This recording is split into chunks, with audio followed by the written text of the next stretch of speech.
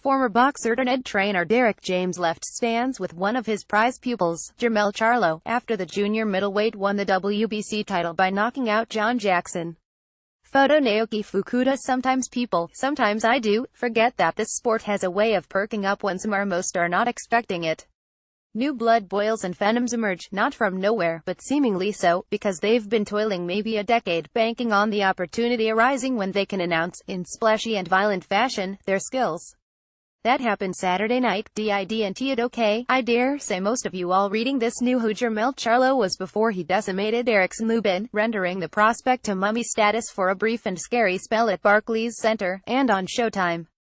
But let us traffic in honesty, more than a couple of you still weren't sure which one was Jermell and which one is Jermell.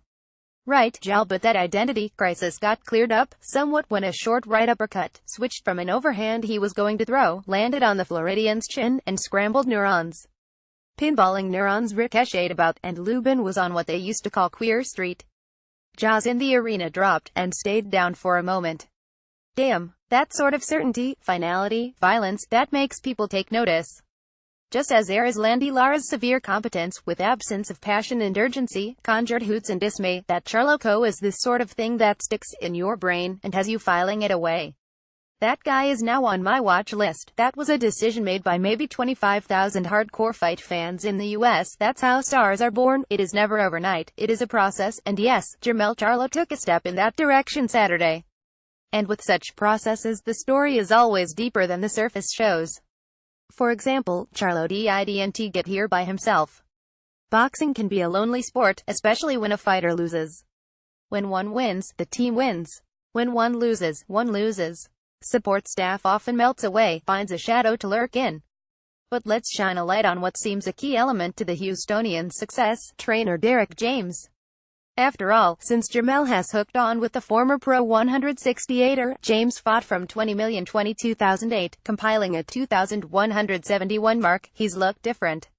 Better, more assertive. Frankly, he looks like a killer, someone to be feared, maybe avoided by many, but to be watched. For that reason, I think we should consider James as 2017 Trainer of the Year. Think about it. 2 wins for Charlo, both stoppages, against Charles Hadley and now young gun Lubin, who Vegas saw as an even money bet. And if you need more, know that James also trains Errol Spence, another Texan who, unlike Charlo, doesn't smolder with barely contained fury, but instead oozes easy amiable confidence, giving him the ability to come off as confident, not cocky, when he challenges Keith Thurman to a twostep, anytime, anyplace. Wait, you need more? Okay, another James client, Robert Brandt, will be scrapping in Germany on October 28, in a World Boxing Super Series quarterfinal tango against fellow super middleweight Jürgen Bremer. Trainer James will be trekking with Brandt overseas, and on the way, they will be chatting about the way James believes Brandt must work in order to get the W he's got to knock him out, James told me at the famed and fabled Gleason's gym. I think he knows that. Fighting in Germany, you gotta knock him out. You will not win in Germany. Schwerin, Germany is the most racist city in Germany. For those not knowing, the 27 Brandt, from Minnesota, is dark-skinned.